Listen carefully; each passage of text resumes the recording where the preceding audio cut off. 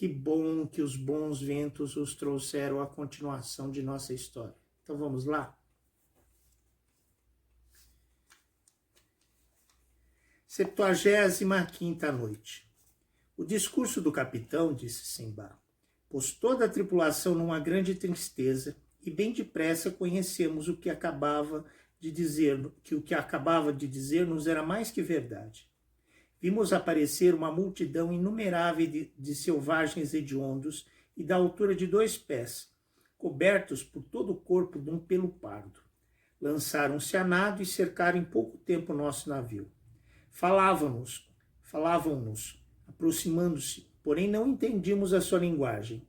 Agarraram-se ao costado e às cordas do navio e treparam de todos os lados até a tolda com tanta agilidade e presteza que não parecia que pousassem os pés.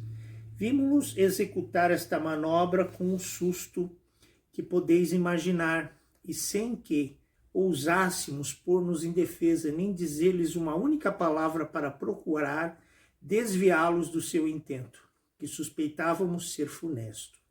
Com efeito, despregaram as velas, cortaram as amarras da âncora sem se darem ao trabalho de recolhê-las, e depois de haverem aproximado o navio de terra, fizeram-nos desembarcar, levando-o em seguida para uma ilha de onde tinham vindo.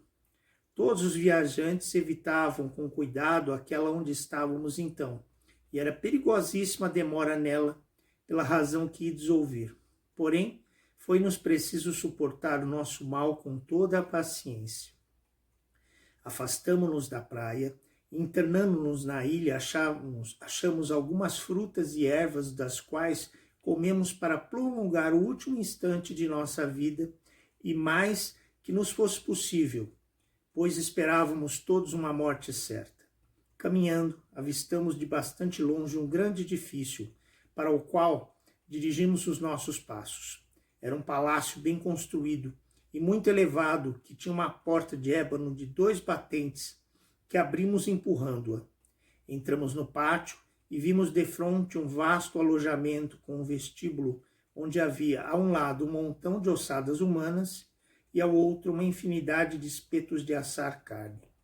Assustamo-nos vendo este espetáculo e, como estávamos cansados de ter caminhado, faltaram-nos as forças. Caímos por terra penetrados de um susto mortal e ficamos larguíssimo tempo imóveis.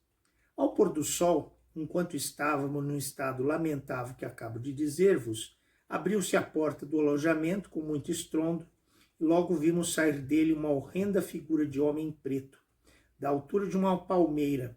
Tinha no meio da testa um único olho vermelho e abrasado como um carvão aceso. Os dentes dianteiros, que tinha muito compridos e agudos, saíam da boca, que não era menos rasgada que de um cavalo, e o beiço inferior descia-lhe sobre o peito. As suas orelhas pareciam de elefante e cobriam-lhe os ombros. Tinha as unhas recurvadas e compridas como as garras dos maiores pássaros.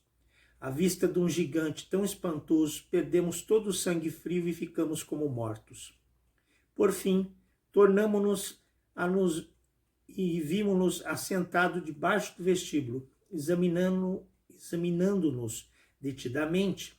Tendo-nos bem considerado, chegou-se a nós e, estendendo a mão sobre mim, pegou-me pela nuca e me virou de todos os lados como uma garefe que maneja a cabeça de um carneiro. Depois de me examinar com minúcia, vendo que estava tão magro que não tinha senão a pele e os ossos, largou-me. Pegou também nos outros, cada um por sua vez, e analisou-os do mesmo modo. E como o capitão fosse o mais gordo de todos, segurou-o com a mão assim como eu seguraria um pardal, e lhe passou um espeto pelo meio do corpo. Depois, acendendo um grande fogo, fê-lo assar, e o comeu a sua ceia no aposento a que se tinha recolhido. Acabado este banquete, tornou para debaixo do vestíbulo, onde se deitou e adormeceu roncando, de um modo mais estrondoso que o trovão, e durou o seu sono até o amanhecer do dia seguinte. Quanto a nós, não nos foi possível gozar de descanso, e passamos a noite no mais cruel desassossego que imaginasse possa. Tendo amanhecido, acordou, levantou-se, saiu e deixou-nos no palácio. Logo que voltou, comeu ainda um dos nossos companheiros, depois do que adormeceu e roncou até o amanhecer, e nos deixou como já fizera. Pareceu-nos tão horrorosa a condição a que nos vimos reduzidos, que alguns dos nossos camaradas estiveram em termos de ir precipitar-se no mar, em vez de esperar uma morte tão estranha. E aqueles excitavam os outros a seguirem o seu exemplo. Porém, um da companhia, tomando então a palavra: não nos é permitido, disse ele, dar-nos a morte a nós mesmos, e, quando fosse lícito, não é mais razoável cuidar do meio de desfazer-nos do bárbaro que nos reserva para uma morte tão funesta? Como me viera ao pensamento um projeto a esse respeito, comuniquei-o aos meus camaradas, que o aprovaram. Meus irmãos, disse-lhes então, sabeis que há muita madeira ao longo do mar.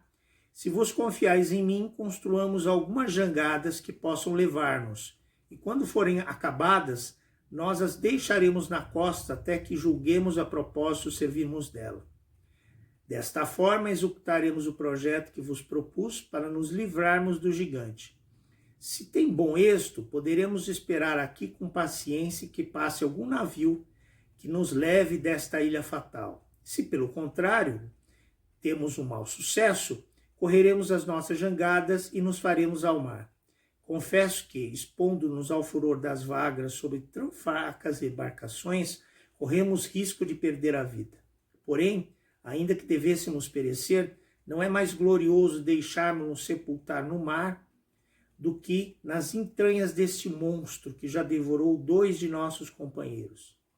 Foi o meu parecer aprovado por todos e construímos jangadas capazes de levar 3 pessoas. Voltamos ao palácio antes de anoitecer e pouco depois chegou o gigante. Sendo ainda forçado, resolvermos averraçar um de nossos camaradas. Porém, finalmente, eis aqui o modo como nos vingamos da crueldade do gigante. Tendo acabado a sua detestável ceia, deitou-se de costas e adormeceu. Logo que ouvimos roncar, segundo o seu costume, 9 dos nossos mais valentes e eu pegamos cada um um espeto e metemos as pontas no fogo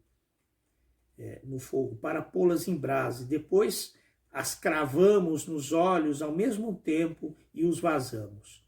A dor que sentiu o gigante lhe fez dar um grito espantoso. Levantou-se precipitadamente e estendeu a mão para todos os lados para agarrar-se a algum de nós com o fim de sacrificá-lo à sua raiva. Tivemos, porém, tempo de nos afastarmos dele e de nos estendermos no chão em sítios onde não pudesse encontrar-nos debaixo dos seus pés. Depois de nos ter procurado debalde, achou a porta as apalpadelas e saiu dando gritos horrorosos. Não disse mais Sherazade aquela noite, porém na seguinte principiou desta forma. Que história tenebrosa, que gigante terrível! Será que Simba e seus companheiros conseguirão escapar desta ilha maldita? Veremos na continuação dessa história amanhã. Agradeço muito a todos vocês. Alabei.